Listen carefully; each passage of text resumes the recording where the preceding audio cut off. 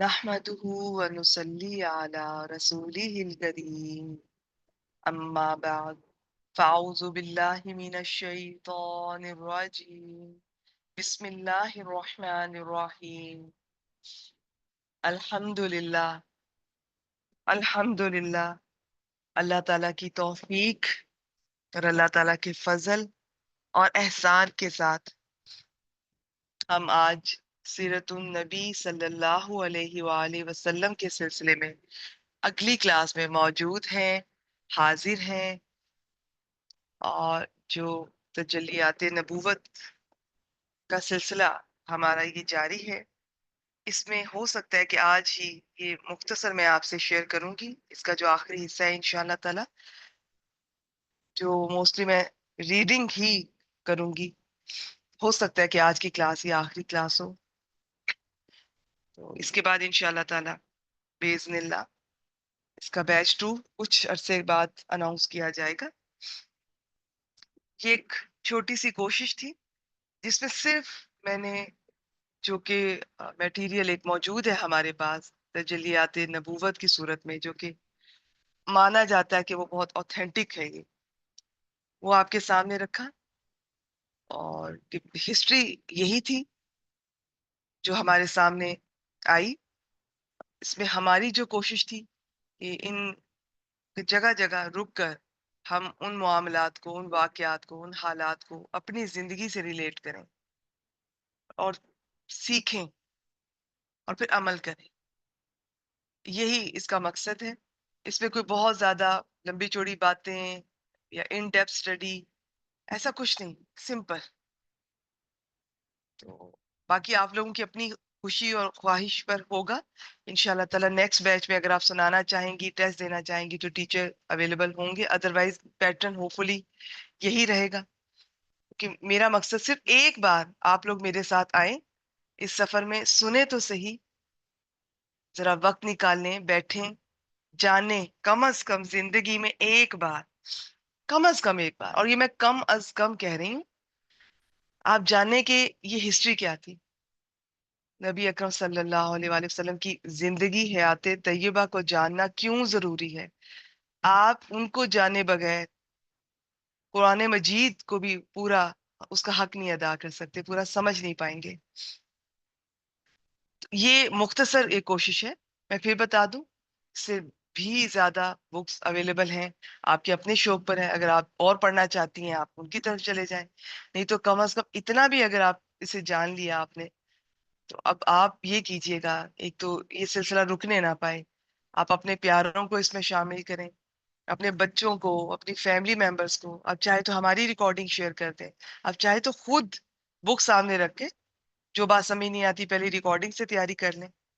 اور نہیں آتی، میں کہتی ہوں اردو آپ اتنا تو جانتی ہوں گی نا، تو جتنی آ رہی اتنی بھی بہت ہے. کیونکہ یہ اس میں کچھ بعض مقامات ایسے ہیں کہ جس میں قرآن مجید کے حوالے ملیں گے کہ جی یہ آیت مبارکہ اس موقع پہ نازل ہوئی تھی. تو اس کے لیے پھر یہ ضروری ہے کہ آپ یا تو قرآن مجید کی بھی اسٹوڈنٹ ہوں ایٹ دا سیم ٹائم، ساتھ یہ سیرہ چل رہی ہو اور حدیث بھی ہو، تو پھر وہ جو صحیح ایک رزلٹ سامنے آتا ہے. لیکن آپ نے اگر اسی سے سٹارٹ کیا ہے تو بھی ٹھیک ہے. بیٹی میں آپ کا میسج مس ہو گیا مجھ سے. اینی ویز اگر آپ نے اسی سے سٹارٹ کیا ہے تو بھی ٹھیک ہے. اور مقصد یہی ہے کہ اس سے جڑ گئے ہیں تو قرآن مجید سے جڑنا ہے اور قرآن مجید کو سمجھنا ہے. لیکن اب اس پہ عمل کرنا کیسے ہے؟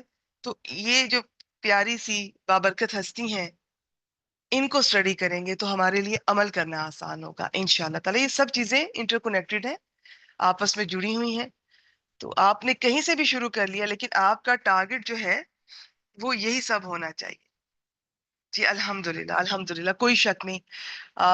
کچھ نہ ہوتے ہوئے بھی اگر ہم ان ڈیپتھ اسٹڈی نہیں بھی کر پاتے، صرف اس بک کو ایک دفعہ ریڈ کر لیتے ہیں نا، تو بھی آپ پہلے جیسے نہیں رہیں گے انشاءاللہ تعالی. آپ کا دل بدلے گا. تو مقصد کیا ہے ہمارا؟ قرآن مجید، اسے سمجھنا ہے، اس پر عمل کرنا ہے. یہ ہیلپ کرے گا ہمیں سمجھنے میں بھی اور عمل کرنے میں بھی. ایون یہ سیرت النبی صلی اللہ علیہ وآلہ وسلم، ایسی بابرکت یہ ٹاپک ہے کہ صرف اسی سے اگر آپ نے شروع کیا ہے، اسی کو پڑھے جا رہے ہیں، ابھی قرآن مجید سے نہیں بھی ابھی جڑ پا رہے ہیں کسی وجہ سے، کسی جینون وجہ سے، میری یہ لفظ میں ریپیٹ کروں گی، کسی جینون وجہ سے، یہ نہیں کہ بس بلا عذر آپ ابھی تک قرآن مجید کی طرف نہیں آ رہے ہیں، تو یہ کفایت بھی کر جائے گی آپ کو کم از کم زندگی کے جو صبح شام دن رات معاملات اخلاقیات عبادات فرائض، یہ ان چیزوں کو کور کرنے میں بہت ہیلپ فل ہوگی انشاءاللہ تعالی۔ لیکن ان دونوں چیزوں کو الگ نہ کیجیے، قرآن اور سنت سائیڈ بائی سائیڈ چلیں گے۔ آپ نے کون سا سلسلہ پہلے شروع کیا ہے، دوسرے کو بھی ساتھ کیجیے، اور جو شروع کیا ہے اسے جاری رکھیں، پڑھتے رہیں، پڑھاتے رہیں۔ اس جو بک کا مقصد اگر آپ کے دل میں یہی پیدا ہو جائے کہ میں نے عمل کرنا ہے، اور اس کے بعد انشاءاللہ تعالی حسب توفیق یہ مختلف ہوگی، سب کی فیملی میں مصروفیات ذمہ داریاں ہر ایک کی اپنی ہیں، بعض بہنوں پر کمانے کی ذمہ داریاں بھی ہوں گی، بعض کی فیملی سسٹم جوائنٹ سسٹم ہوگا، بڑا ہوگا، بعض کے بچے ابھی چھوٹے ہوں گے، تو آپ نیت ضرور کر لیجئے، کوشش ضرور کر لیجئے۔ اب تو آن لائن آپ گروپ بنا سکتے ہیں، گروپ میں تو ایک ممبر بھی آ جائے آپ اس کو بتا سکتے ہیں۔ اب تو وہ والی بات نہیں ہے کہ آپ کو اس کے گھر جانا ہوگا یا وہ آپ کے گھر آئے گی تو پڑھے گی، اور آپ ہفتے میں چاہے ایک دفعہ دو دفعہ ریکارڈنگ شیئر کر دیں۔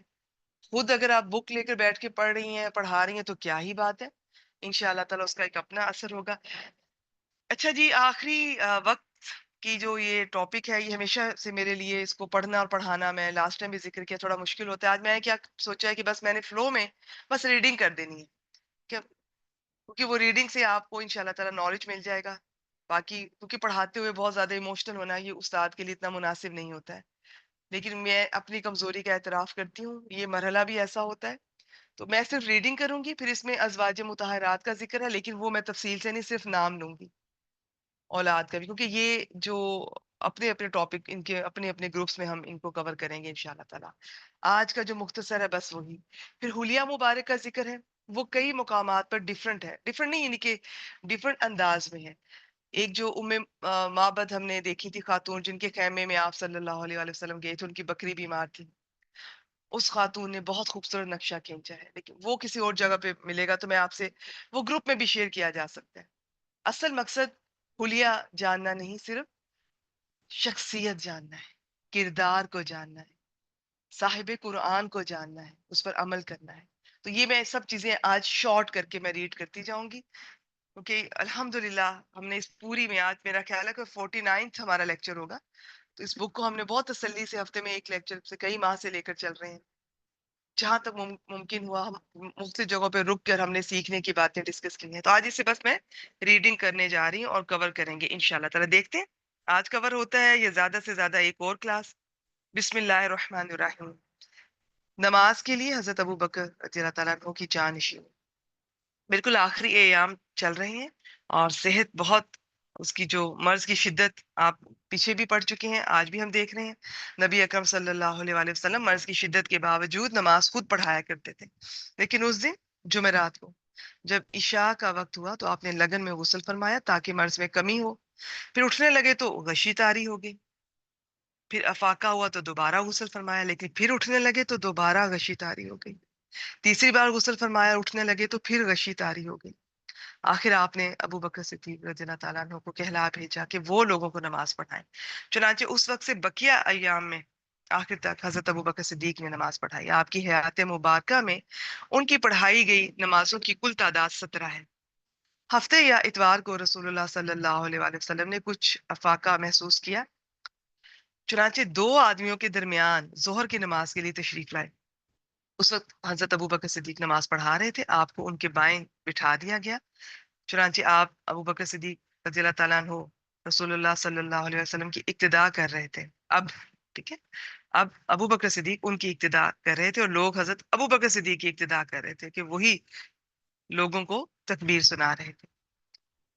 اچھا جی، جو کچھ تھا صدقہ فرما دیا۔ اتوار کے دن نبی اکرم صلی اللہ علیہ وآلہ وسلم نے اپنے غلام آزاد کر دیے، آپ کے پاس 7 دینار تھے، انہیں صدقہ کر دیا۔ हथियार मुसलमानों को हिबा कर दी, डोनेट कर दिया। रात आई तो हजरत आयशा रजी अल्लाह ताला अन्हा ने अपना चिराग एक औरत के पास भेजा और कहलाया कि अपनी कुप्पी से हमारे चिराग में घी टपका दो, वो टच करेंगे तो थोड़ा ये भी गीला हो जाएगा और दोबारा से रोशनी देने लगेगा। आप सल्लल्लाहु अलैहि वसल्लम की जिरा एक यहूदी के पास 30 साल तकरीबन 75 किलो जौ के इवज रहन रखी हुई थी। हयात मुबारका का आखिरी दिन सोमवार की सुबह हजरत अबू बकर नमाज पढ़ा रहे थे कि रसूलुल्लाह सल्लल्लाहु अलैहि वसल्लम ने हजरत आयशा रजी अल्लाह ताला अन्हा के हुजरे का पर्दा हटाया और लोगों की तरफ देखकर मुस्कुराए। इस पर अबू बकर सिद्दीक रजी अल्लाह ताला अन्हु एड़ियों के बल पीछे हटे और समझा कि शायद आप सल्लल्लाहु अलैहि वसल्लम नमाज के लिए तशरीफ लाना चाहते हैं। बकौल हजरत अनस रजी अल्लाह ताला अन्हु रसूलुल्लाह सल्लल्लाहु अलैहि वसल्लम को देखकर मुसलमान इतने खुश हुए कि चाहा कि आपकी मिजाज पुरसी के लिए नमाज तोड़ दें, लेकिन रसूलुल्लाह सल्लल्लाहु अलैहि वसल्लम ने हाथ से इशारा फरमाया कि अपनी नमाज पूरी कर लो, फिर हुजरे के अंदर तशरीफ ले गए और पर्दा गिरा लिया। उसी दिन या उसी हफ्ते रसूलुल्लाह सल्लल्लाहु अलैहि वसल्लम ने हजरत फातिमा रजी अल्लाह ताला अन्हा को बुलाया, कुछ सरगोशी की, वो रोने लगी, फिर कुछ सरगोशी की तो हंसने लगी। हजरत आयशा रजी अल्लाह ताला अन्हा ने दरियाफ्त किया तो वो ये बात छुपा गई, लेकिन जब नबी अकरम सल्लल्लाहु अलैहि वसल्लम की वफात हो गई तो बताया कि आपने पहली बार ये फरमाया था कि वो अपने इसी मर्ज से वफात पा जाएंगे, इसलिए वो रोई, और दूसरी बार ये फरमाया था कि मेरे अहलो याल में सबसे पहले तुम मुझसे आप मिलोगी, इसलिए वो हंसी। आपने उन्हें ये बशारत भी दी कि तुम सारी खवातीन आलम की सैयदा सरदार। उधर हजरत फातिमा रजी अल्लाह ताला अन्हा ने रसूलुल्लाह सल्लल्लाहु अलैहि वसल्लम की उनके मर्ज की शिद्दत देखी, तकलीफ देखी तो बेसाख्ता पुकार उठी, हाय अब्बा जान की तकलीफ। आप सल्लल्लाहु अलैहि वसल्लम ने फरमाया तेरे अब्बा को आज के बाद कोई तकलीफ नहीं होगी। फिर आपने हजरत हसन और हुसैन रजी अल्लाह ताला अन्हुमा को बुलाकर चूमा और अजवाज मुताहरात को बुलाकर वाज और नसीहत की। उधर लम्हा बलम्हा तकलीफ बढ़ती जा रही थी, उस जहर का असर भी जाहिर होना शुरू हो गया जो आपको खैबर में खिलाया गया था। चुनांचे आप उसके अलम की शिद्दत महसूस करने लगे। आपने चेहरे पे एक चादर डाल रखी थी, जब सांस फूलने लगता तो उसे चेहरे से हटा देते। इसी हालत में आपने फरमाया यहूदो नसारा पर अल्लाह की लानत। अब देखिए क्या हालत थी, क्या सिचुएशन थी, क्या कंडीशन थी, लेकिन क्या बातें थी जो जरूरी थी, जो आखिरी वक्त पर भी फरमा रहे थे। तो ये हमारे लिए बहुत गौर तलब है। उन्होंने यहूद नसारा पर अल्लाह की लानत क्यों? क्योंकि उन्होंने अपने अंबिया की कब्रों को मसाजिद बनाया। तो मकसूद क्या था कि इन जैसे काम से रोकना, कि हम ये काम ना करें। मजीद फरमाया सरजमीन अरब में 2 दिन ना बाकी रहने दिए जाएं। ये आखिरी इरशाद और वसीयत थी जो आपने लोगों को फरमाई। इसके बाद कई बार फरमाया और ये अल्फाज आप समझ लें कि एक्चुअल ये आखिरी वसीयत है। नमाज, नमाज और तुम्हारे जो जेर दस्त है, मातहत है, यानी उसमें लौंडी, गुलाम, बाज के नजदीक खवातीन जो भी कमजोर हैं, इसकी डिटेल है अलग से। तो ये इंशाल्लाह ताला फिर कभी देखेंगे। जितनी आप इसको समझ पा रहे हैं इन अल्फाज को, उतनी भी किफायत कर जाएंगे। उनके साथ नरमी करना है, नमाज नहीं छोड़नी है। और जो भी आपके मातहत है, आप किसी भी दर्जे पर हैं, आप एक खातून हैं, घर वाली हैं, जो आपके मातहत हैं, आप ऑफिस में हैं, जॉब कर रहे हैं, जो आपके मातहत हैं, आप कहीं भी हैं, कोई भी हैं, ये दुनिया का सिस्टम है, कोई ना कोई हमारे मातहत होता है।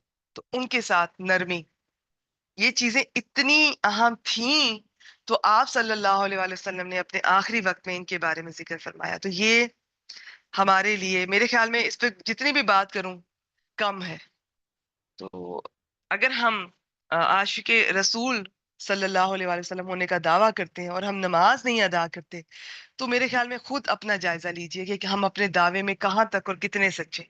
अगर हम आशिके रसूल होने का दावा करते हैं और अपने मातहतों के लिए हम फिरौन बने हुए हैं, हम ससुराल में एक सास अपनी बहू के लिए फिरौन बनी हुई है या बहू सास के लिए बन चुकी है, आप अपनी मेड्स के साथ इतना सख्ती और जुल्म करती हैं, उनको छुट्टी नहीं करने देती हैं, छोटी छोटी बात पे डांट डपट, सबके सामने इंसल्ट की जाती है, तनख्वाहें काटी जाती हैं, घर आती हैं गर्मी में तो पानी तक नहीं पूछा जाता। मैं एक मिसाल दे रही हूँ।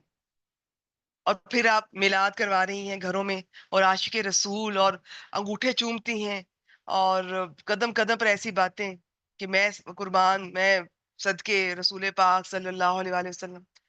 तो क्या ये मुनासिब है? क्या ये जायज है?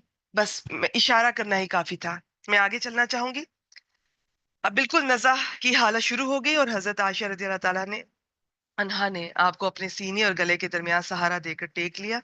इसी दौरान में हजरत आयशा के भाई हजरत अब्दुर्रहमान बिन अबू बकर आ गए। उनके पास खजूर की ताजा शाह की मिसवाक थी। नबी अकरम सल्लल्लाहु अलैहि वसल्लम को मिसवाक से इतनी मोहब्बत थी, इतना पसंद करते थे कि हर वक्त ये मुंह साफ रहे। अल्लाह का जिक्र भी इससे होता है, नमाज के लिए भी। तो ये फरमाते थे कि अगर मेरी उम्मत के लिए मुश्किल ना होता तो हर नमाज के लिए ये मैं इसको मस्ट करता, लाजमी करार देता।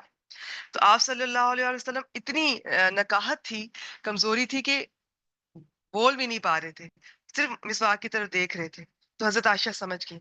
हजरत आयशा बहुत यंग थी उस वक्त जब आप सल्लल्लाहु अलैहि वसल्लम का इंतकाल हुआ, लेकिन आप उनकी समझदारी देखिए। मैं जब भी ये बात पढ़ती हूँ, मैं ये सोचती हूँ, हम में से कितनी बीवियां हैं जो अपने शोहर के इशारे समझ जाती हैं, उसकी तकलीफ समझ जाती हैं, वो कुछ कहना चाह रहा है या परेशान है या कोई गिला कर रहा है या कोई फरमाइश कर रहा है, तो हम तो वो खुले अल्फाज में भी बता दे तो नहीं समझती हैं, अपनी मर्जी करती हैं, अपनी मनमानी करती हैं।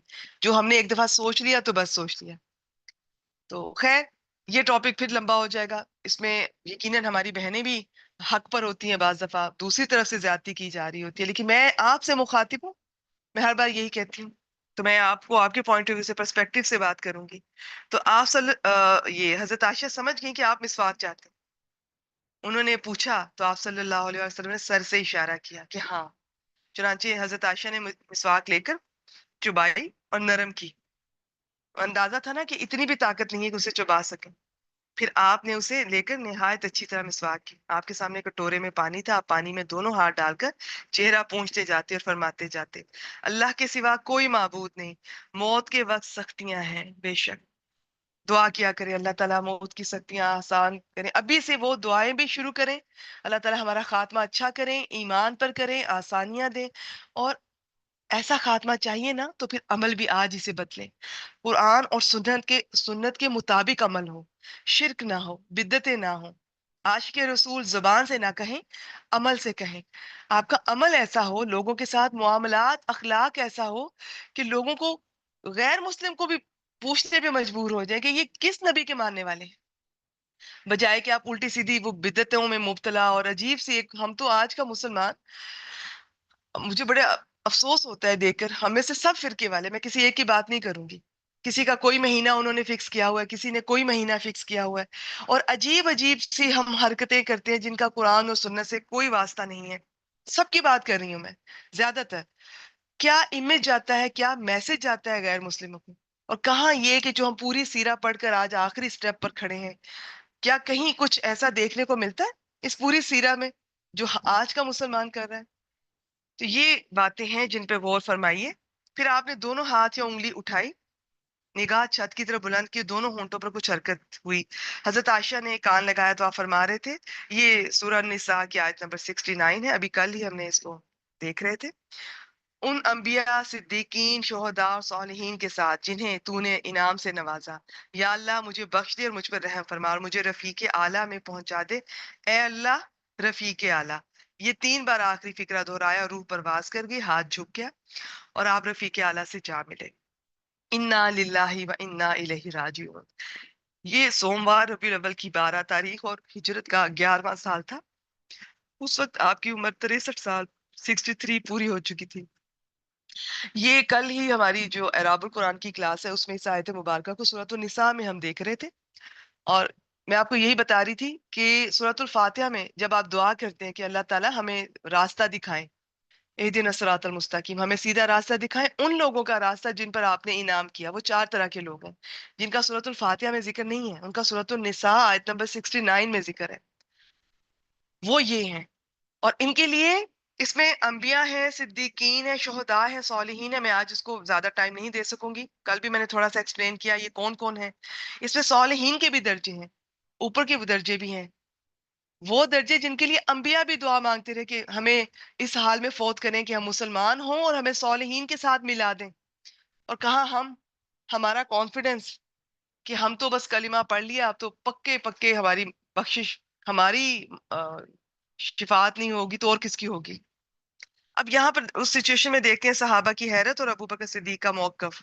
इस हादसा दिल फिगार की खबर सहाबा किराम में फौरन फैल गई, उन पर दुनिया तारीक हो गई। करीब था कि वो अपने हवास खो बैठते। चुनाचे कोई दिन اس سے تابناک اور بہتر نہ تھا جس میں رسول اللہ صلی اللہ علیہ وسلم مدینہ تشریف لائے تھے، اور کوئی دن اس سے زیادہ تاریک اور کبیح نہ تھا جس میں آپ صلی اللہ علیہ وسلم نے وفات پائی۔ صحابہ کرام رضوان اللہ علیہم اجمعین رو رو کر اس طرح آہیں بھر رہے تھے جیسے حاجیوں کا شور برپا ہو۔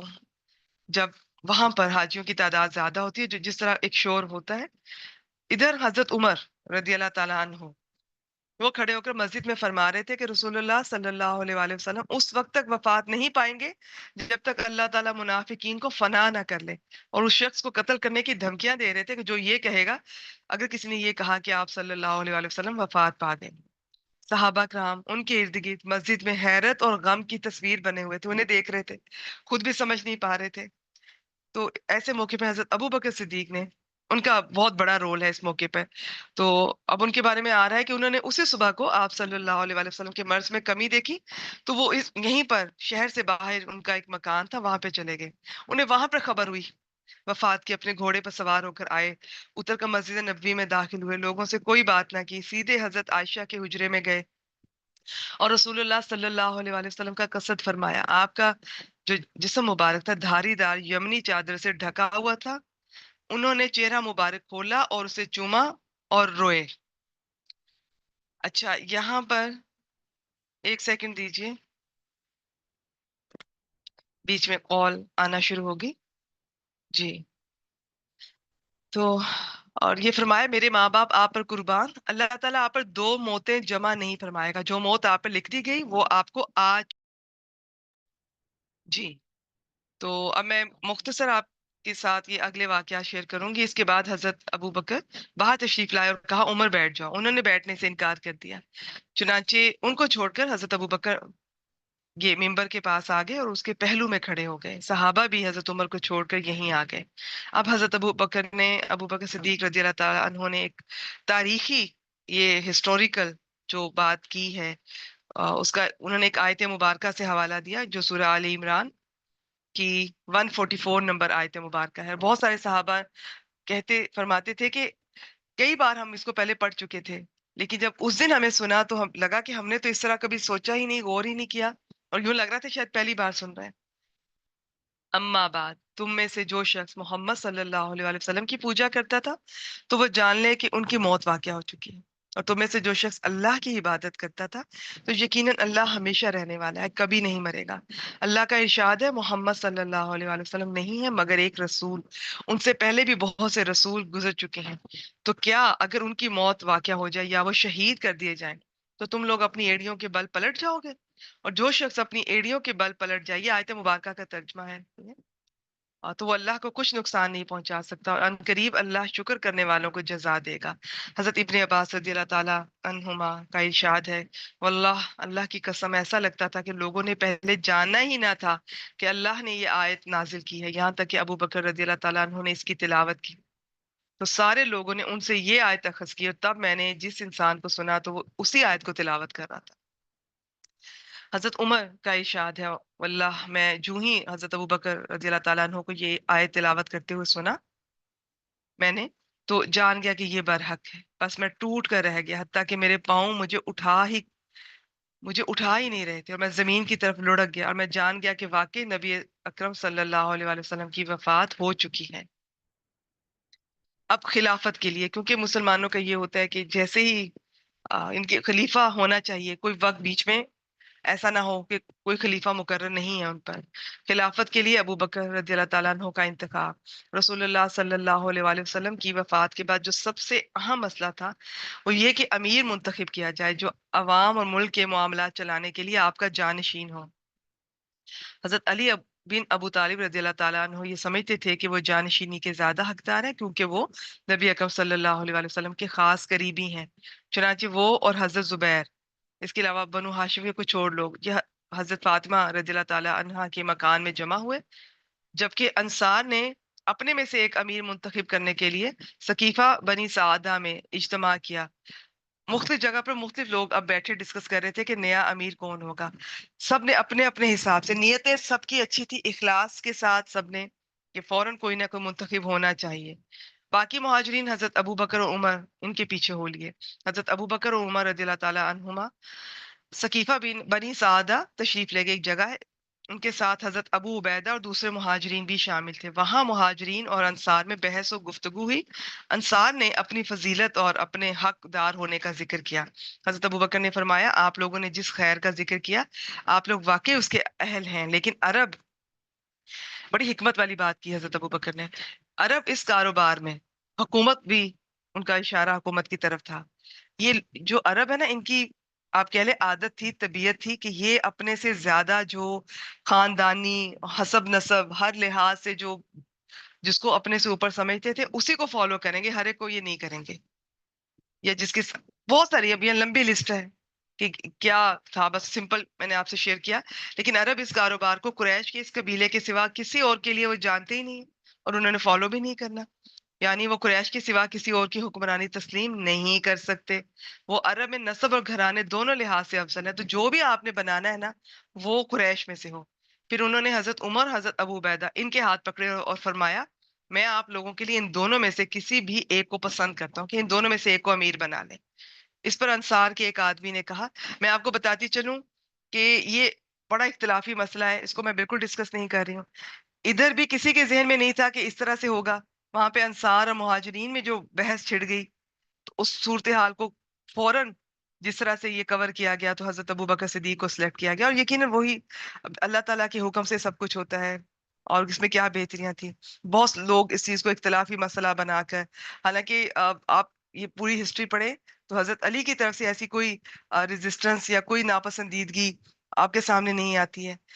और बाकी ये सब एक दूसरे से मोहब्बत भी करते थे अल्लाह के लिए, और जो इनका आपस में एक दीनी रिश्ता था कितना मजबूत था, वो कोई किसी के सामने नहीं रखता है। और इस किस्म की बातों को हाईलाइट करके लोग अपनी मार्केट, पता नहीं अपने फिरकों को चमकाते हैं या क्या करते हैं, और सभी ऐसा करते हैं। अल्लाह ताला हम सबको हिदायत दे। तो अब यहाँ पर ये आप देख रहे हैं कि अबू बकर सिद्दीक के ये जहन में भी नहीं था, वो उन्होंने इन दोनों को आगे किया कि इसमें से आप किसी एक को सिलेक्ट कर लें। अब इस पर अंसार के एक आदमी ने कहा कि एक अमीर हम में से हो जाए, एक आप में से हो जाए। इस पर बड़ा शोर हुआ, आवाजें बुलंद हुई और इख्तिलाफ का खतरा हो चला। ये सूरत हाल देखकर उसी वक्त हजरत उमर ने हजरत अबू बकर से कहा, हाथ फैलाइए, इनके हाथ आगे बढ़ाइए। हजरत अबू बकर ने हाथ फैलाया तो हजरत उमर और मुहाजिरीन और अंसार ने बैत कर दी। अब आगे ये जो तकफीन और तदफीन का मरहला, मंगल के रोज रसूलुल्लाह सल्लल्लाहु अलैहि वसल्लम को कपड़े उतारे बगैर गुस्ल दिया गया। गुस्ल देने वाले हजरात की उनकी लिस्ट है, जिसमें हजरत अली और हजरत अब्बास और हजरत अब्बास के साहबजादे भी शामिल थे। हजरत अब्बास और उनके दोनों साहबजादे आपकी करवट बदल रहे थे, और हजरत उसामा और एक और सहाबी हैं वो पानी बहा रहे थे, और हजरत अली गुस्ल दे रहे थे। हजरत ओस ने आपको सीने पर टेक रखा था। आपको पानी और बेरी के पत्तों से 3 बार गुस्ल दिया गया। ठीक है, ये सारी उसकी तफसीलात हैं कि वो कहाँ का था, और ये आप जिंदगी में भी उस कुएं का पानी जो है इस्तेमाल फरमाया करते थे। फिर आपको 3 सफेद सूती यमनी चादरों में कफनाया गया। इनमें कुर्ता और पगड़ी ना थी, बस आपको चादरों में लपेट दिया गया। अबू तलहा ने उसी जगह आपकी कब्र खोदी जहां आपने वफात पाई थी। ये इसकी भी डिस्कशन थी कि नबी जहां वफात पाते हैं वहीं पर उनको इस तरह से उनकी कब्र, तो कब्र लहद वाली खोदी, फिर आपकी चारपाई कब्र के किनारे रख दी गई। 10-10 सहाबा किराम रिदवानुल्लाह अलैहिम अजमैन अंदर दाखिल होते, फर्दन फर्दन नमाज पढ़ते, कोई इमाम नहीं होता। सबसे पहले आपके खानवादे, आपकी जो फैमिली थी क्लोज, उन्होंने नमाज पढ़ी। फिर मुहाजिरीन आए, 10-10 करके पढ़ते थे और बाहर चले जाते थे। फिर अंसार आए, फिर बच्चों ने, फिर औरतों ने, बात कहते नहीं पहले औरतों ने फिर बच्चों ने। तो बात ये थी कि इस तरह से नमाज जनाजा हुई और इस तरह से गुस्ल दिया गया। ठीक है, नमाज जनाजा पढ़ने में मंगल का पूरा दिन और बुध की ज्यादातर रात गुजर गई। इसके बाद रात के अवाखिर में आपका जस्द पाक सपुर्दे खाक कर दिया गया। अब ये खाना नबूवत जो आप सल्लल्लाहु अलैहि वसल्लम की फैमिली, तो इसका हम कुछ तो अजवाज मुताहरात को हम अपने उस दूसरे ग्रुप में देख चुके हैं, बाकियों को भी इंशाअल्लाह ताला एक एक करके हम तफसील से देखेंगे। अभी मैं सिर्फ नाम आपके सामने रख देती हूँ। और इसमें अजवाज मुताहरात मुख्तलिफ औकात 12 बीवियां हुई। मैं इसलिए ये बात नहीं कर रही हूँ कि इनमें कुछ इख्तलाफ है तादाद में, बात तरतीब में, तफसील में। तो इवन हजरत आयशा की उम्र का यहाँ पे जो जिक्र आएगा, तो मैं इन सब चीजों को स्किप कर रही हूँ। मेरा जो मकसद था आज, अल्हम्दुलिल्लाह अल्लाह ताला की तौफीक से, میں جتنی بھی شکر گزاری کروں کم ہے کہ اللہ تعالیٰ نے مجھے توفیق دی کہ کم از کم زندگی میں ایک بار مجھے یہ موقع ملا. اللہ سے دعا ہے کہ مجھے بار بار موقع دیں, میں اسی طرح لوگوں کے سامنے یہ ذکر کرتی رہوں, میں قرآن مجید بھی ذکر کرتی رہوں, اور میں سیرت النبی صلی اللہ علیہ وآلہ وسلم بھی اسی طرح, جس طرح آپ آئی ہیں آپ کے بعد بھی بہنیں آتی رہیں, اور میں انہیں انشاءاللہ تعالیٰ مین تو سبجیکٹ وہی رہے گا جو ہم نے پڑھ لیا ہے, لیکن یہ اللہ کی طرف سے ہوتا ہے. جو آپ میں سے جن بہنوں نے یہ ایکسپیرینس کیا ہے, آپ جب بھی کبھی پڑھاتے ہیں تو بہت ساری باتیں نہ آپ نے تیاری کی ہوتی ہے نہ آپ کے ذہن میں ہوتی ہیں, وہ پڑھاتے ہوئے ذہن میں آتی ہیں, وہ واقعات پڑھاتے ہوئے آپ کے دل میں اتارے جاتے ہیں اللہ تعالیٰ کی طرف سے. تو یقیناً جتنی بار میں پڑھاؤں گی میرے بھی اپنا دل بھی کھلے گا انشاءاللہ تعالیٰ, اور اس میں بہت ساری ڈسکشن بھی ڈفرینٹ ہوں گی. آپ چاہیں تو آپ دوبارہ سے یہ ہمارے ساتھ کچھ ماہ تک دوبارہ شروع ہوگا, آپ اس سلسلے میں اس کو دوبارہ جوائن کر سکتی ہیں. تو اب یہ ٹاپک جو ہے یہ اس وقت اس کے لیے الگ گروپ ہے, صرف میں نام پڑھ دیتی ہوں کہ اس میں ام المؤمنین حضرت خدیجہ بن خویلد رضی اللہ تعالی عنہا, ان کے بعد جو دوسری تھیں ازواج مطہرات میں سے ام المؤمنین حضرت سودا بن زما رضی اللہ تعالی عنہا, ان کے بعد حضرت عائشہ رضی اللہ تعالی عنہا آئیں, اور پھر حضرت حفصہ بنت عمر بن خطاب رضی اللہ تعالیٰ عنہ, پھر حضرت زینب بن خزیمہ ہلالیہ, اور پھر ام المومنین حضرت ام سلمہ بنت ابو امیہ, پھر حضرت زینب دو ہیں تو سات نام بن حجش, اور یہ ساری تفصیل, بلکہ حجش نہیں ہوتا یہ, شاید نقطے ایسے ہیں, یہ جہش ہوتا ہے, ہاں شاید ادھر مجھے ایسا لگ رہا ہے یہ جیم پہلے آتا ہے, ٹھیک ہے جی. تو یہ کیونکہ ان سے کچھ حدیث بھی ہیں سب سے, اور سب کے الگ الگ ہم دیکھیں گے انشاءاللہ تعالیٰ. تو ایک حضرت زینب ہے, زینب بنت خزیمہ, اور دوسری ہیں زینب بنت جہش. اچھا جی آگے دیکھتے ہیں. حضرت جویریہ ہیں, اور یہ سیرت النبی صلی اللہ علیہ وآلہ وسلم میں بھی تھوڑا تھوڑا یہ ذکر آتا رہا کہ کب کس موقع پر کن سے نکاح ہوا, کن حالات میں ہوا, اور سوائے حضرت عائشہ رضی اللہ تعالیٰ کے باقی سب جو تھیں وہ یا تو طلاق یافتہ تھیں یا پہلے سے بیوہ تھیں, ان کے آپ صلی اللہ علیہ وآلہ وسلم سے دوسری تیسری یا چوتھی اس طرح سے نکاح تھے. تو مختصر ہم نے یہ سب پیچھے دیکھ کر آئے ہیں. پھر اس کے علاوہ حضرت ام حبیبہ, یہ حضرت ابو سفیان کی بیٹی تھی, یہ وہی جو ان کے بارے میں ہم نے دیکھا تھا کہ حبشہ جو ہجرت ہوئی تھی تو اپنے شوہر کے ساتھ انہوں نے کی تھی, وہاں جا کر بتایا جاتا ہے کہ شوہر جو تھے ان کے وہ پھر انہوں نے اپنے یہ مذہب چھوڑ دیا دین, اور تو وہ تفصیلات بھی ہم دیکھ چکے ہیں. تو وہاں پر جو حبشہ کا اس وقت جو نجاشی بادشاہ تھا, جو اس کا نام ہر نجاشی کا اپنا نام ہوتا تھا, انہوں نے غائبانہ نکاح کیا تھا آپ صلی اللہ علیہ وآلہ وسلم سے حضرت یہ ام حبیبہ کے ساتھ. پھر وہ بعد میں تشریف لائی تھی مدینہ. تو اسی طرح جب نجاشی کی وفات ہوئی تو آپ صلی اللہ علیہ وسلم نے ان کا غائبانہ ان کی نماز جنازہ ادا کی تھی. پھر یہ حضرت صفیہ ہیں, یہ جو یہودیوں کے تین بڑے قبائل تھے نا, ان میں سے ایک بنو نذیر, اس کے سردار کی صاحبزادی تھی. پھر حضرت میمونہ ہیں, اور اس طرح سے اولاد یہ بھی ہم دیکھ چکے ہیں. زیادہ تر یہ رائے یہی ہے کہ 4 بیٹیاں اور 3 بیٹے, جن میں سے ایک حضرت ابراہیم کے علاوہ باقی سب حضرت خدیجہ سے, اور جو حضرت ابراہیم تھے وہ حضرت ماریہ جو قبطیہ تھیں ان سے, اور سب بچے آپ صلی اللہ علیہ وسلم کی زندگی میں وفات پا گئے تھے سوائے حضرت فاطمہ کے, جو کچھ ماہ کے بعد انہوں نے وفات پائی تھی آپ صلی اللہ علیہ وسلم کے بعد. یہ میں نے بہت شارٹ یہ آپ سے میں نے شیئر کیا ہے, کیونکہ میں نے کہا نا اس میں کچھ تفصیلات ہیں جس میں اختلاف بھی ہے, کچھ بھی اختلاف کا مطلب ضروری نہیں ہوتا کہ یہ رائے غلط ہے یا وہ رائے غلط ہے. ہمارے یہاں اختلاف تو اسی کو سمجھا جاتا ہے کہ کسی کو غلط کہہ دینا. اختلاف کا مطلب ہوتا ہے مختلف رائے ہیں, یہ بھی مطلب ہے اس کا. تو اب یہ بس آخری آپ کے سامنے رکھ دیتی ہوں. ابراہیم علیہ السلام جو تھے نا, یہ کہا جاتا ہے کہ یہاں پر 16 یا 18, ہاں اسی طرح مختلف بکس میں بھی یہ لکھا کہ 18 ماہ کے تھے. تو یہ آپ کی جو ماریہ قبطیہ تھیں ان کے بطن سے مدینے میں پیدا ہوئے, اور یہ ان کے بارے میں بھی میں نے پڑھا تھا, یہ آپ صلی اللہ علیہ وسلم کو ہبہ کی گئی تھی. 2 بہنیں تھیں یہ مصر کے بادشاہ کی طرف سے, تو ایک بہن آپ صلی اللہ علیہ وسلم کے پاس آئیں, اور دوسری جو تھی وہ ایک اور صحابی کے پاس, اس طرح سے. اچھا, جس دن مدینہ میں سورج گرہن لگا وفات پائی تھی یہ چھوٹے بچے ابراہیم علیہ السلام نے. اس وقت کہا جاتا ہے 16 یا 18 مہینے کے تھے, ابھی دودھ پیتے تھے, انہیں بقیع میں دفن کیا گیا. یہ پورا واقعہ ہے کہ اس موقع پہ کیا ہوا, کیا لوگوں نے سوچا, آپ صلی اللہ علیہ وسلم نے کیا فرمایا, یہاں پر بس اتنا مختصر ہی. تو آگے چلتے ہیں. صفات اور اخلاق. یہ اخلاق ہوتا ہے زبر کے ساتھ، ہمارے یہاں ایسے زیر کے ساتھ پڑھتے ہیں. اس میں حلیہ مبارک بھی ہے، میں مختصر آپ سے شیئر کر دیتی ہوں.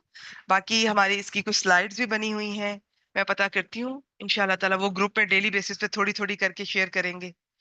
اور اس کے علاوہ مجھے کچھ اور جو اس اور بھی بڑے خوبصورت طریقے سے بیان کیا گیا ہے وہ ملا، تو اس کا اسکرین شاٹ لے کر بھی میں گروپ میں شیئر کروں گی. آپ ویسے اپنے شوق سے پڑھ لیجئے گا.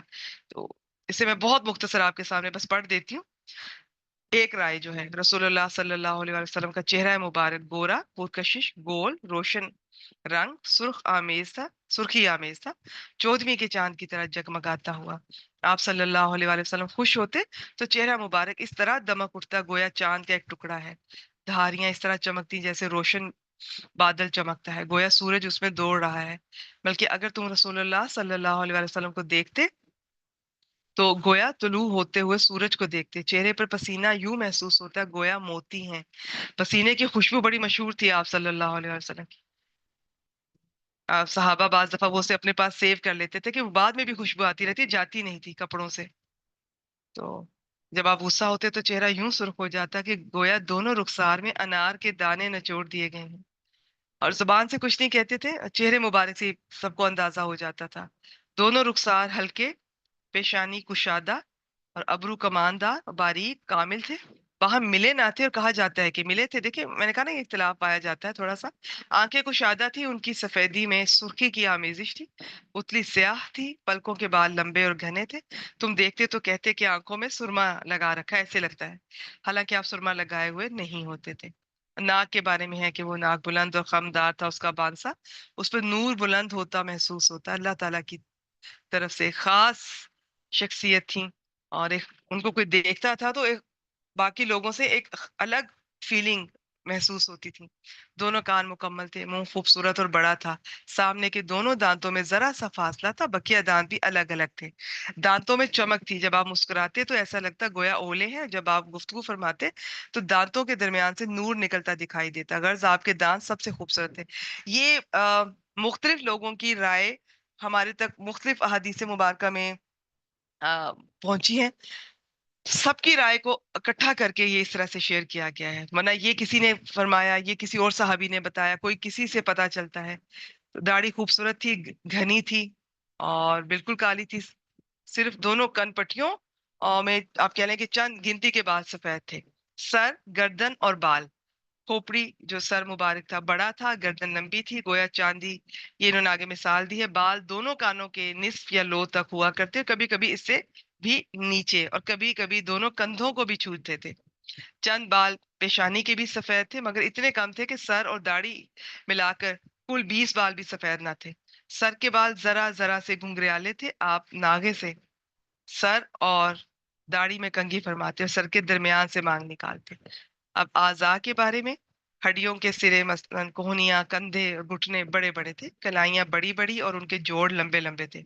ہڈیاں اور قدم کشادہ تھے. پھر دونوں ہاتھوں کے بارے میں ذکر آتا ہے کہ یہ بہت زیادہ نرم تھے، برف سے زیادہ ٹھنڈے، مشک سے دونوں بازو اور اطراف بھاری بھرکم تھے. عمر کے ساتھ بھی اور ایج کے ساتھ ایڑیاں اور پنڈلیاں ہلکی تھیں.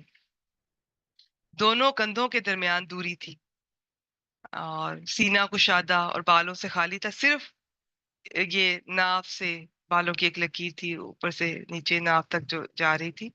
اس کے علاوہ شکم اور سینے پر بال، پیٹ پر اور سینے پہ بال نہیں تھے. کندھے اور اس سے متصل بازو پر البتہ بال تھے. پھر سینہ اور یہ جو پیٹ، یہ برابر تھے. پیٹ ساری زندگی کبھی بھی باہر نہیں نکلا. تو باقی بغل کا رنگ مٹیالہ تھا اور پیٹھ ایسی کہ گویا ڈھلی ہوئی چاندنی. قد و قامت اور جسم، آپ کا قد خوبصورت تھا، درمیانہ تھا، نہ بہت لمبا نہ بہت چھوٹا.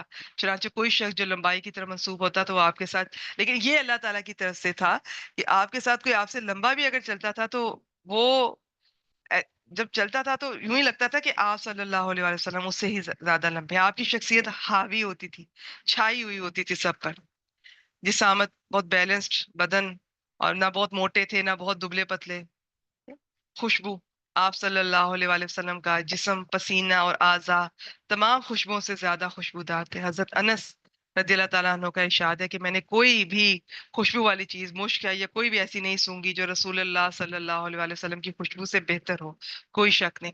حضرت جابر رضی اللہ تعالیٰ عنہ کہتے ہیں کہ آپ کسی راستے سے تشریف لے جاتے اور آپ کے بعد کوئی اور گزرتا تو آپ صلی اللہ علیہ وآلہ وسلم کی خوشبو کی وجہ سے وہ جان جاتا تھا کہ یہاں سے آپ صلی اللہ علیہ وآلہ وسلم گزرے۔ آپ کسی آدمی سے مصافحہ فرماتے تو وہ دن بھر اس کی خوشبو محسوس کرتا، اور آپ کسی بچے کے سر پر اپنا ہاتھ پھیرتے تو اس کی خوشبو کی وجہ سے وہ بچوں کے درمیان پہچان لیا جاتا۔ سبحان اللہ۔ حضرت ام سلیم نے آپ کا پسینہ ایک شیشی میں محفوظ کر رکھا تھا، اسے خوشبو میں ڈالتی تھی کیونکہ وہ سب سے عمدہ خوشبو تھی۔ رفتار آپ صلی اللہ علیہ وآلہ وسلم، اچھا دیکھیں، کچھ باتیں تو اللہ تعالیٰ کی طرف سے انہیں خاص انہی کے لیے تھی، ان کی شخصیت ہی تھی، لیکن اب وہ باتیں بھی اس میں شامل ہوں گی جو ہم انہیں کاپی کر سکتے ہیں، اتباع کر سکتے ہیں، فالو کر سکتے ہیں، ان کے فٹ سٹیپ پہ چل سکتے ہیں، تو ان پہ ضرور غور فرمائیے گا۔ یہ شوق ہونا چاہیے کہ آپ چلتے کیسے تھے، کھاتے کیسے تھے، سوتے وقت کیا پوزیشن تھی، معاملات کیسے کرتے تھے، مسکراتے کیسے تھے، تو یہ اتنا آپ کو اچھا لگے گا۔ لیکن میں پھر بتا دوں، ان سب چیزوں کو آپ نے صرف انہی پر نہیں رہ جانا کہ بس اپنے آپ پر آپ نے یہ کر لیا طاری کہ جی میں چلوں بھی اس طرح، میں بولوں بھی اس طرح، مسکراؤں بھی اس طرح جس طرح آپ صلی اللہ علیہ وسلم، لیکن لوگوں کے ساتھ میرے معاملات ایسے ہیں کہ میں ان کے حقوق پورے نہیں کر رہی، یہ چیز میچ نہیں کرتی ہے، یہ چیز غلط ہو جائے گی۔ تو آپ نے، اور مجھے یوں لگتا ہے کہ نبی اکرم صلی اللہ علیہ وآلہ وسلم سے جو سچی محبت کرتا ہے نا، اسے زبان سے کہنے کی ضرورت نہیں۔ اللہ کی طرف سے ایک تو وہ درود پاک بہت کثرت سے پڑھنا شروع ہو جائے گا، دوسرا اسے اپنے اپنے کردار کی فکر ہوگی کہ صرف یہ نہیں کہ میں نے باتوں سے کہنا ہے کہ میں ان کو فالو کرتی ہوں، میرا کردار، میری شخصیت ایسی ہو کہ وہ جھلک آئے اس میں سیرت نبی صلی اللہ علیہ وآلہ وسلم کی، تو یہ صحیح معنوں میں۔ تو اب آپ ان سب چیزوں کو دیکھیں، شوق سے، محبت سے اپنی شخصیت میں لے کر آئیں جتنا ہم لا سکتے ہیں، لیکن ان کے ساتھ ساتھ یاد رہے کہ آپ کی وجہ سے لوگوں کو تکلیف نہ پہنچ رہی ہو۔ میں بہت سے ایسے واقعات سننے میں آتے ہیں، بیٹیوں کو ستایا جاتا ہے ان کے سسرال میں، شوہروں سے ان کی طرف سے تکلیف مل رہی ہوتی ہے، یا کوئی اور بھی معاملات کسی کو بھی، اور ستانے والے تہجد بھی ادا کر رہے ہوتے ہیں۔ اب میں نہیں کہتی کہ آپ تہجد چھوڑ دیں، میں یہ چاہوں گی کہ آپ تہجد کا یہ اثر ہو، آپ کا جو آپ عاشق رسول کا لیبل لگوائے بیٹھی ہیں، گھروں میں میلاد ہو رہے ہیں اور بہت کچھ، میں یہ چاہتی ہوں کہ آپ کا لوگوں کے ساتھ معاملات اور اخلاقیات بہتر ہو جائیں، آپ وہ کریں جو آپ صلی اللہ علیہ وآلہ وسلم کرتے تھے، ان کی وجہ سے کبھی کسی کو تکلیف نہیں پہنچتی تھی۔ تو اس سارے معاملے کو پڑھنے کے بعد اگر آپ نے ساری بک چھوڑ کے آخر میں صرف یہی فالو کیا کہ جی بس میں ان کی طرح چلوں، ان کی طرح مسکراؤں، ان کی طرح یہ، ان کی طرح وہ، اور باقی معاملات آپ کے کمزور ہیں، تو یہ بات، یہ صحیح نہیں ہے۔ پھر پوری اپنے، میں یہ نہیں کہوں گی کہ آپ یہ چھوڑ دیں، آپ میرا پوائنٹ میں امید کرتی ہوں سمجھ رہی ہوں گی۔ سیرت النبی صلی اللہ علیہ وآلہ وسلم پڑھنے کے بعد، جاننے کے بعد، جہاں ظاہری تبدیلی بھی آنی چاہیے، قدم قدم پر مجھے لگے کہ مجھے وہ ذہن میں آئے کہ وہ اس طرح مسکراتے تھے، اس طرح بات کیا کرتے تھے، اس طرح چلا کرتے تھے، کھاتے ہوئے ایسے، سوتے ہوئے ایسے، وہاں پر مجھے اصل مقصد کہ وہ بھیجے کس لیے گئے تھے، اور وہ صاحب قرآن ہے، تو قرآن کی طرف بھی مجھے آنا ہے، مجھے قرآن کو سیکھنا ہے، سمجھنا ہے، عمل کرنا ہے، اور صرف زبان سے ساری باتیں نہیں کرنی، میری شخصیت ایسی ہو جائے کہ وہ گواہی دے کہ میں اب پہلے جیسی نہیں ہوں، میرا دل بدل گیا، اور ایسا نہیں بدلا کہ صرف میں گواہی دے رہی ہوں، وہ میرا کردار گواہی دے رہا ہے، میرا ظاہر بھی دے رہا ہے، میرا باطن بھی دے رہا ہے، میرے کردار کی خوشبو ایسی ہو، لوگوں سے بات کرنے کا طریقہ، ان ان کے ساتھ میرے معاملات، اخلاقیات، ان کے حقوق، کسی کی حق تلفی نہ میں کروں، لوگوں کے، یہ میں اپنی آنکھوں دیکھے آپ کو بتا رہی ہوں، لوگوں کی آپ نے تنخواہیں نہیں دی، ان کے حق آپ روک کر بیٹھے ہوئے ہیں، اور آپ حج اور عمرے کے لیے باقاعدگی سے جا رہے ہیں، تو یہ آپ کا اور اللہ کا معاملہ ہے۔ لیکن میں آپ کو یہ بتا دوں، یہ ہمارے ہاں کانسیپٹ یہ صحیح نہیں ہے کہ حج سے سارے گناہ آپ کے پچھلے معاف کر دیے جاتے ہیں۔ اگر آپ نے بندوں کے حقوق روکے ہوئے ہیں، ان سے زیادتیاں کی ہیں، تو آپ حج کر کے آئیں گے تو اللہ تعالیٰ اپنے تو سارے حقوق آپ کو معاف کر دیں گے، لیکن بندوں کے آپ وہاں جا کر بھی معاف اس طرح سے نہیں ملے گی آپ کو معافی. یہ چیزیں ذہن میں رکھیے. گھروں میں میلاد کروا لینے سے آپ کے گناہ نہیں معاف ہو جائیں گے. آپ نے اگر اپنی بیٹیوں کے حصے وراثت سے نہیں دیے، آپ نے اپنی بہوؤں کو ان کے حق نہیں دیے، آپ ظلم کر رہی ہیں، زیادتی کر رہی ہیں اپنے ماتحتوں کے ساتھ، تو آپ کے میلاد کروا لینے سے، آپ کے یہ باقی یہ سارے کام کر لینے سے وہ بات نہیں بنے گی، مطلوبہ چیز نہیں ملے گی. آپ کے گناہ، آپ کے وہ بندوں کے حقوق کے لیے میں آپ کو بتا دوں کہ بندوں سے معافی بھی مانگنی ضروری ہے. اگر کوئی زندہ ہے تو اس کے حق تلفی جو کی ہے وہ بھی پورا کرے اور اس سے معافی بھی مانگے. نہیں مانگ سکتے تو چلیں اس کے جو حق تلفی جو بھی ہے حکمت کے ساتھ وہ آپ اس کا حق دیں، نہیں تو آئندہ سے حسن سلوک کریں، اللہ تعالیٰ سے معافی مانگتے رہیں. اور بندوں کے ساتھ میں پھر کہہ دوں، آپ نے ایون غیبتیں بھی کی ہیں. اب ظاہر ہے میں جا کے میرے لیے بتانا مشکل ہو جائے گا کہ میں نے تمہاری غیبت کی تھی، ہو سکتا ہے کہ دلوں میں میل آ جائے. تو حکمت کا تقاضا یہ ہے کہ خاموش ہو جائے، سچے دل سے معافی مانگے، توبہ کریں اور اس شخص کے لیے دعا کریں جس کے لیے غیبت کی ہے، اور اپنے لیے بھی دعا کریں اللہ تعالیٰ اس کا وبال آپ کے اوپر سے ہٹا دے اور اچھے کام کریں. یہ طریقہ ہوتا ہے. تو عاشق رسول بننا ہے تو ایسا بننا ہے کہ آپ کے عمل، آپ کا عمل گواہی دے کہ آپ باقی لوگوں سے مختلف ہیں. آپ کے عمل سے پتہ چل رہا ہو کہ نہیں یہ قرآن والی باجی ہے. یہ ہمارے ہاں سادہ یہ ٹرمینالوجی استعمال ہوتی ہے نا، قرآن والی باجی. تو یہ بہت فخر کی بات ہے. تو یہ آپ کو جا کے کہنا نہ پڑے کہ جی میں نے یہ ڈگری لی ہوئی ہے، میرے پاس یہ سرٹیفکیٹس ہیں، میں وہاں سے یہ پڑھی ہوئی ہوں. یہ سب کچھ پڑھنے کے بعد بھی اگر میرا معاملات میرے لوگوں سے اچھے نہیں ہیں، میرا اخلاق اچھا نہیں ہے، رویہ اچھا نہیں ہے، تو یہ میرے سرٹیفکیٹس لوگوں کو ان سے کیا لینا دینا. سرٹیفکیٹ یہ ہے کہ آپ کا اخلاق، آپ کے معاملات وہ گواہی دے رہے ہیں کہ آپ عام یا باقیوں جیسی نہیں رہی. اب آپ قرآن مجید سے جڑی ہوئی ہیں، آپ حدیث سے جڑی ہوئی ہیں، آپ سیرت النبی صلی اللہ علیہ وآلہ وسلم پڑھتی ہیں، پڑھاتی ہیں. وہ خود ہی لوگوں کو پتہ چل جائے گا، وہ خود آپ سے پوچھیں گے. تو جب آپ کے معاملات اچھے ہوں گے تو آپ کو بتانے کی ضرورت نہیں پڑے گی میں فلاں فلاں ادارے سے میں نے یہ ڈگری لی ہے، یہ کورس کیا ہے. یا آپ کو گھروں پہ میلاد کروا کے عاشق رسول بننے کی ضرورت نہیں پیش آئے گی.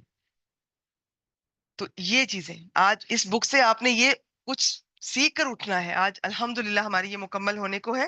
تو اب میں کچھ باتیں آپ سے شیئر کر رہی ہوں جو کچھ تو جو جسے انگلش میں بولتے ہیں نا گاڈ گفٹڈ ہوتی ہے، وہ تو میں اور آپ نہیں وہ حاصل کر سکتے، لیکن جو کر سکتے ہیں وہ دیکھ لیتے ہیں. یہ اور میں آپ کو کبھی بھی یہ نہیں کہوں گی جی کہ آپ نے تہجد پڑھی اور ساتھ آپ زیادتی کر رہی ہیں، یا آپ ویسے تو عاشق رسول بنتی ہے ساتھ آپ زیادتی کر رہی ہیں تو آپ یہ چیزیں چھوڑ دیں. نہیں، آپ تہجد بھی جاری رکھیں، آپ جو اچھے کام کر رہی ہیں اچھے کاموں کو کبھی نہ چھوڑیں، لیکن ان اچھے کاموں کے ساتھ جو برائیاں آپ سے ہو رہی ہیں، لوگوں کی حق تلفیاں ہو رہی ہیں، ان کو چھوڑ دیجیے. اچھے کاموں کا فائدہ ہوتا ہے، وہ اپنی جگہ، ان کو نہیں چھوڑنا، ان کی برکت ہوگی انشاءاللہ تعالی. لیکن اب یہ کوئی شخص کہے جی کہ میں اگر مجھے کوئی تانا دے رہا ہے کہ تم وہ ایک غلط کام کر رہی ہو اور ساتھ تم یہ قرآن پاک بھی پڑھا رہی ہو اور تہجد بھی پڑھ رہی ہو تو تم یہ چھوڑ دو. میں کہوں ٹھیک ہے بھی وہ غلط کام تو مجھ سے نہیں چھوٹ رہا، میں یہی چھوڑ دوں. نہیں، سب کچھ کرنا ہے، کیونکہ سب کچھ کریں گے نا تو بھی ہم کچھ نہیں کر سکیں گے. آخر تک ہم حق نہیں ادا کر سکیں گے، نہ قرآن مجید کا نہ صاحب قرآن کا. نبی اکرم صلی اللہ علیہ وآلہ وسلم کی قربانیاں، محنتیں، ان کی تھکاوٹیں، ان کی آپ ان کا ہم 1% بھی نہیں دے سکتے. اگر ہم کچھ کر سکتے ہیں تو ان پہ ایک تو درود پاک کثرت سے پڑھا کیجیے. اس میں ہم اللہ سے دعا کرتے ہیں کہ اللہ تعالیٰ آپ ان پر رحمتیں اور برکتیں نازل فرمائے. ہم تو اتنے چھوٹے ہیں، اتنے کمزور ہیں، اور ان کی جو قربانیاں ہیں ہم تو کچھ کر ہی نہیں سکتے ان کے لیے. تو ہم کیا کر سکتے ہیں؟ ہم دو کام کر سکتے ہیں. ایک تو ان کے لیے دعائیں کریں، دعا یہ درود بھی دعا ہے. دوسرا ان کی زندگی کو رول ماڈل بنائیں، ان کی زندگی کو دیکھیں کیا تھا کیا نہیں تھا. اتنی آسان ہو جائے گی آپ کی زندگی. آپ نے خود مشکل بنائی ہوئی ہے، فرقوں میں پڑھ کے ہم نے مشکل کر لی ہے. کبھی کوئی رسم ہو رہی ہے گھر میں، کبھی کوئی رواج ہو رہے ہیں، کبھی ہم میلاد کروا رہے ہیں، کبھی قبروں پہ جا رہے ہیں، کبھی کوئی زیارتیں ہو رہی ہیں. کوئی تعلق نہیں ہے اس کا دین سے. سادہ سا دین ہے، ٹو دی پوائنٹ ہے. قرآن پاک پڑھیں، حدیث پڑھیں، سب کلیئر ہے. دین اسلام اتنا اسٹریٹ فارورڈ ہے، اتنا سیدھا ہے کہ وہ آپ کی زندگی آسان بنا دیتا ہے. آپ کو خود محسوس ہوگا کہ او ہو میں کن مصیبتوں میں پڑی رہی، میں کن چکروں میں پڑی رہی، کبھی کسی کو راضی کر رہے ہیں، کبھی کسی کو خوش کر رہے ہیں، کبھی مجھے کہا جا رہا ہے جی کہ اتنی اتنی دفعہ 100 نفل پڑھ کے اس میں اتنی اتنی دفعہ یہ پڑھو۔ دین اسلام آپ صلی اللہ علیہ وسلم تو ساری زندگی اس طرح بتاتے ہوئے نظر نہیں آئے ہمیں۔ میں مثال دے رہی ہوں آپ کو، ایک مثال دے رہی ہوں۔ دین اسلام سادہ ہے، اسٹریٹ فارورڈ ہے۔ تو آپ جو اچھے کام کر رہی ہیں، آج اس بک سے جو آپ نے سیکھا پچھلے سال سے اب تک اس سفر میں، یا جو آج حلیہ مبارک کی جو عادات مبارک سے آپ نے سیکھا، اخلاق سے سیکھا، وہ اس پر بھی عمل کریں، اور باقی جو معاملات ہیں ان سب پر بھی آپ نظر رکھیں، عمل کریں۔ اپنے آپ کو یہ کہہ کر کبھی تسلی نہ دیجیے گا کہ ہمارے ہاں یہ دیکھنے میں آیا کہ جو عبادت نہیں کر سکتی کسی بھی وجہ سے، میں شرعی عذر کی بات نہیں کر رہی، جو نماز نہیں پڑھتی ہیں، نہیں پڑھنا چاہتی ہیں، وہ کہیں گے کوئی بات نہیں، میں حقوق العباد پورے کر رہی ہوں۔ بیٹی حقوق العباد آج تک کون پورے کر سکا؟ ہم عام لوگ ہیں، ہم نہیں بندوں کو راضی کر سکتے۔ ہم کوشش کرتے بھی رہے تو نہیں ہوگا، وہ اللہ تعالیٰ انہیں راضی کریں گے۔ اور آپ اللہ تعالیٰ کے حقوق چھوڑ رہی ہیں، نماز چھوڑ رہی ہیں، روزہ چھوڑ رہی ہیں۔ میں ایک مثال دے رہی ہوں۔ اچھا، پھر کسی کو عبادت اچھی لگتی ہے، مزہ آتا ہے، آسان لگتا ہے، تو وہ یہ کام پکڑ لے گا، وہ بندوں کو اگنور کیے ہوئے، گھروں میں ہماری بہنوں، بہوؤں، بیٹیوں سے زیادتیاں ہم کر رہے ہیں، اپنے ماتحتوں کے ساتھ ناانصافیاں کر رہے ہیں، جس کا جس پر بس چلتا ہے اس کا حق کھا جاتا ہے، فرعون بن جاتا ہے اس کے لیے، اور عبادات ہم کر رہے ہیں۔ تو یہ صحیح نہیں ہے۔ بیلنس رکھنا ہے، دین اسلام ایک بیلنسڈ دین ہے، آپ نے ان سب چیزوں کو لے کر چلنا ہے۔ اس میں یہ نہیں ہوگا pick and choose, if and bits, میری مرضی نہیں ہوگی، مجھے یہ آسان لگ رہا ہے یہ لے لو۔ یہ کوئی ہم شاپنگ کرنے نہیں آئے ہوئے دکان پہ کہ جو چیز پسند آئے گی وہ لے لیں، باقی چھوڑ دیں۔ دین اسلام قرآن مجید میں اللہ تعالیٰ فرماتے ہیں سارے کے سارے داخل ہو جاؤ، پورے کے پورے دین اسلام میں داخل ہو جاؤ۔ اس میں یہ نہیں ہوگا کہ میں حقوق اللہ آسان لگے وہ پکڑ لیا، حقوق العباد میں رہے رب کا نام، میں ظلم و زیادتی کر رہی ہوں، یا حقوق العباد ویسے ہی نہیں پورے ہوتے لیکن میں خود کو تسلی دے رہی ہوں کہ نماز روزہ رہنے دو، میں یہ تو پورے کر رہی ہوں۔ پردے کا کہا جائے تو وہ کہتے ہیں جی دل کا پردہ ہوتا ہے۔ یہ ہمارا دل کا پردہ، ایک تو میں بتا دوں دل کے پردے کا قرآن مجید سے پڑھیے گا کہ مفہوم کیا ہے۔ سب سے پہلی غلطی تو ہم یہ کرتے ہیں۔ دوسرا، کیا میں صحابیہ سے زیادہ نیک ہوں؟ وہ پردہ انہوں نے کر لیا اور میں کہہ رہی ہوں نہیں، تو یہ ایسے نہیں کرنا ہے۔ تو یہ ان سب کو آج آپ نے یہ چیز اس سفر میں جو آپ شامل رہی ہیں، یہ آپ نے سوچ کر نیت کر کے اٹھنا ہے کہ میں نے کوشش کرنی ہے کہ نبی اکرم صلی اللہ علیہ وآلہ وسلم کی زندگی کے ہر پہلو کو میں فالو کروں۔ یہ نہیں کرنا کہ کسی کو لے لیا کسی کو نہیں، اور پھر یہ نہیں کرنا کہ اپنی مرضی کرنی ہے، اور یہ نہیں کہ صرف سیرت پڑھ لی اور بس قرآن مجید کی طرف نہیں آئے، نہیں۔ یہ سارے آپ کو، یہ سارے مل کر ایک پیکج بنتے ہیں جو دین اسلام ہے۔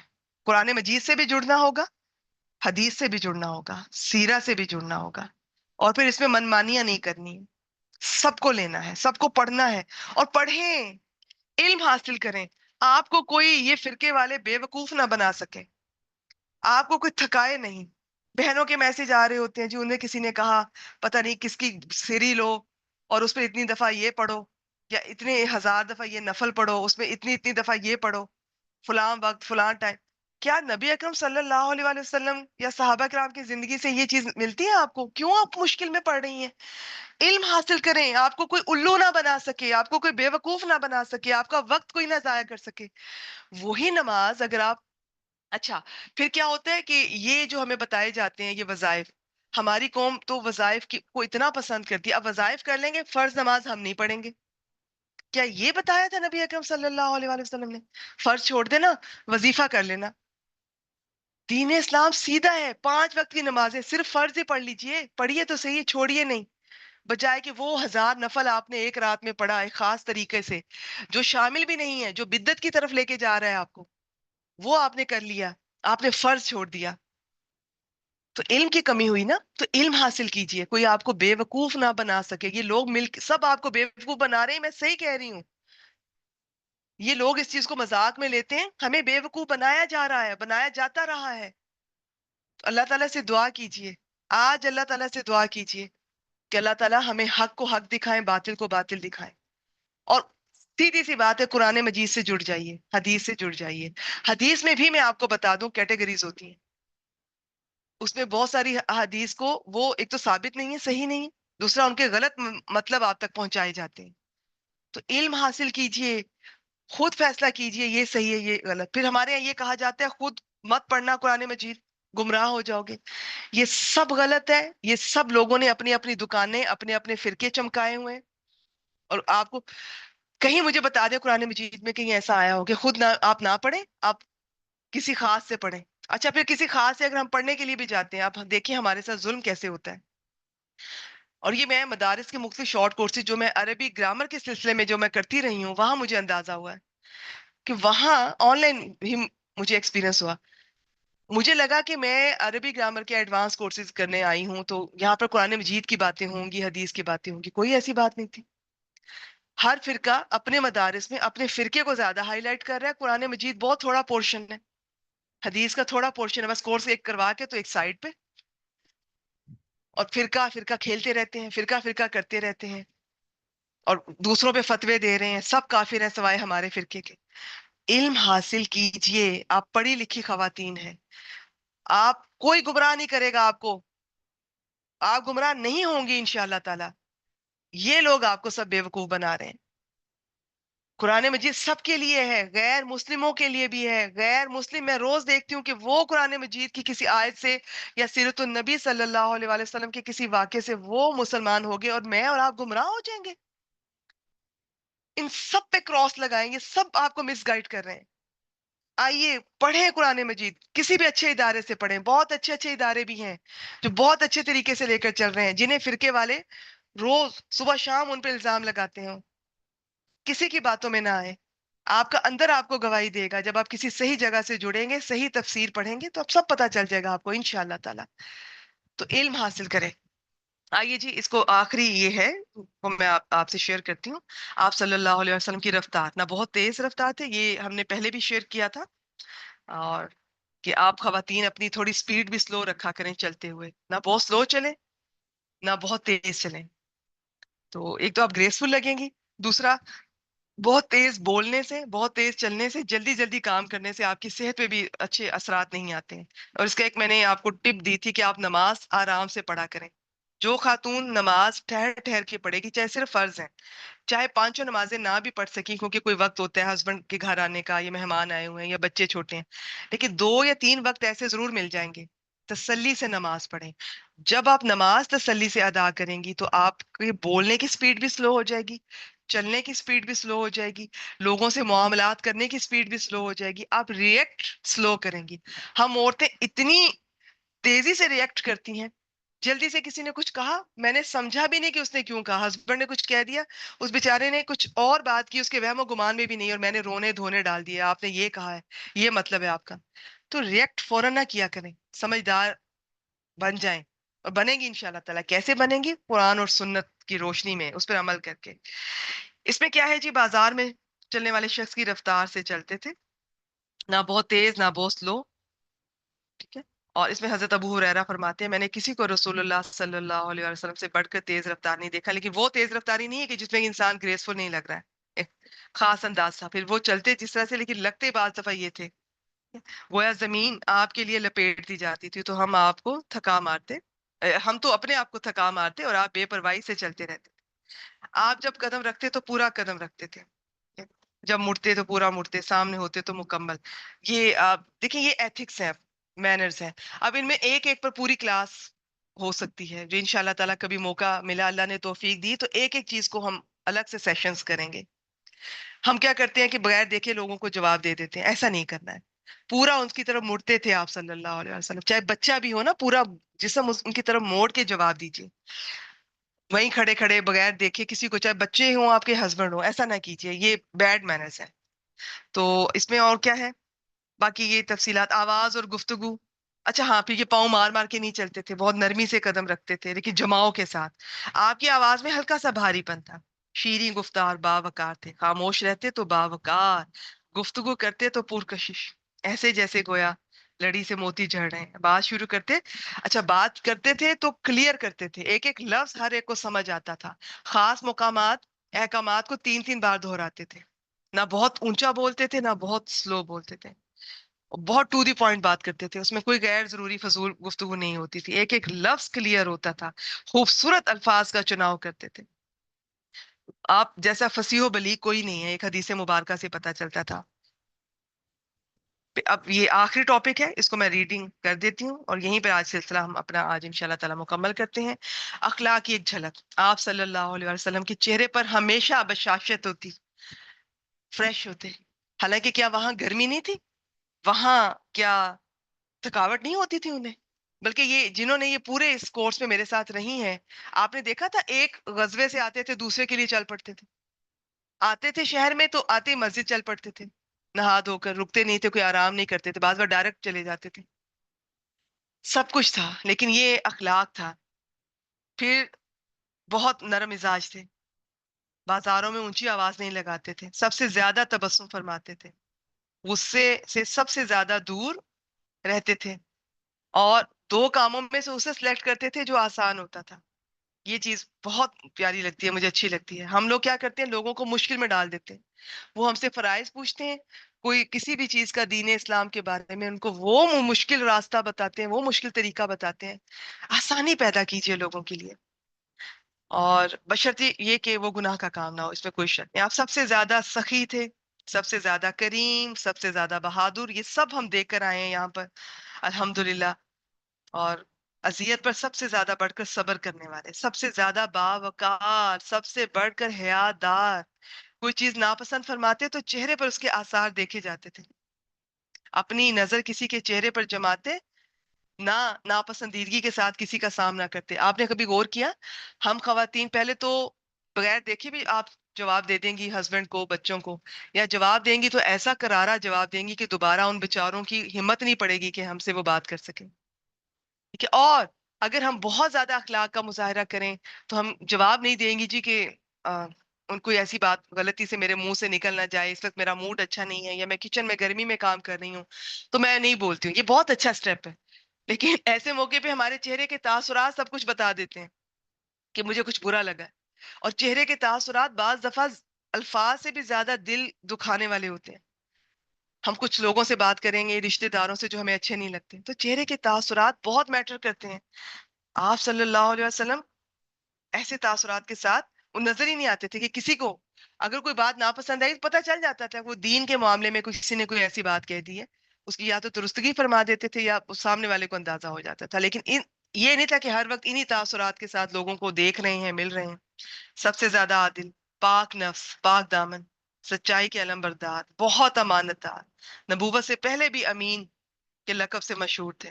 بہت زیادہ عاجزی رکھنے والے، تکبر سے دور، سب سے بڑھ کر وعدہ پورا کرنے والے، صلہ رحمی کرنے والے رشتہ داروں کے ساتھ. ان سے بڑھ کر کوئی نہیں ہے، ہم نے سیرت النبی صلی اللہ علیہ وسلم میں دیکھا. سب سے زیادہ شفقت اور رحمت کرنے والے، سب سے زیادہ عمدہ معاشرت اور ادب والے، سب سے زیادہ کشادہ اخلاق والے. پھر جنازوں میں تشریف لے جاتے، فقراء اور مساکین کے ساتھ بیٹھتے، غلام کی دعوت قبول کرتے، کھانے اور لباس میں ان پر برتری نہ اختیار فرماتے. جو آپ کی خدمت کرتا آپ خود اس کی خدمت فرماتے. سبحان اللہ. اپنے خادم پر عتاب نہ کرتے، یہاں تک کہ کبھی اسے اف تک نہیں کہا. اچھا، یہ میرا بھی بہت دل چاہتا ہے کہ آپ صلی اللہ علیہ وآلہ وسلم وہ کام ان سے کوئی کام ہی نہیں بتاتے تھے. تو ہم تھوڑے سے کام میں کمی بیشی ہو جاتی ہے تو ہم کہتے ہیں چلو نہیں کیا کوئی بات نہیں، بڑا احسان کرتے ہیں اگلے پر. وہاں پہ خادم تھے، سارا دن انہیں کوئی کام ہی نہیں بتاتے تھے، ساری زندگی انہیں کوئی کام نہیں بتایا. تو ایسا بھی تو ہوتا ہے. اگر سیکھنا ہے نا تو یہ سیکھیے میں اور آپ کہ اپنے ماتحتوں سے کیسا سلوک کرنا ہے. غرض آپ صلی اللہ علیہ وآلہ وسلم کی، اب یہ ممکن نہیں ہے، یہ جو لکھنے والے ہیں وہ بھی یہ کہہ رہے ہیں اور میں جو بول رہی ہوں بیان کر رہی ہوں میں بھی آپ کو یہی کہہ رہی ہوں، یہ ممکن نہیں ہے ان کی شخصیت کو کسی ایک کلاس میں. آئی تھنک یہ آج ہماری 49th کلاس ہے، اور آج ہماری یہ بک مکمل ہو جائے گی انشاءاللہ تعالیٰ. ہو گئی ہے الحمدللہ. اللہ تعالیٰ قبول و منظور فرمائے ہماری اس کوشش کو، میری کوشش کو، جو میری بہنیں سننے کے لیے آئیں، جو اس پورے سفر میں ساتھ رہیں یا کسی ایک کلاس میں بھی آئیں. اللہ تعالیٰ ہم سب کو توفیق دیں اسے بار بار پڑھنے کی، عمل کرنے کی، اور اس کے ذریعے پھر اب آپ قرآن مجید سے جڑیے. یہ سب چیزیں ایک دوسرے سے جڑی ہوئی ہیں، کوئی کسی کے بغیر ہم نہیں کہہ سکتے بس میں نے یہ پڑھ لیا کافی ہے، نہیں. اور پھر جب پڑھنا ہے تو نیت یہ رکھیے گا کہ عمل کرنا ہے، ایسا عمل کرنا ہے کہ میری شخصیت میں نبی اکرم صلی اللہ علیہ وآلہ وسلم کی کسی حد تک، کیونکہ وہ ایک ایسی شخصیت تھے کہ ان کو فالو کرنا ضروری ہے ہمارے لیے. وہ قرآن مجید کا جو مثال ہے نا کہ آپ مسلمان کیسا ہونا چاہیے، وہ ان کی شخصیت ہے. تو ان کو فالو کریں گے تو پھر مطلوبہ ہدف پورا ہوگا.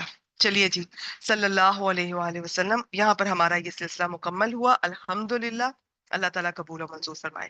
یہاں پر میں یہ ریکارڈنگ سٹاپ کر رہی ہوں.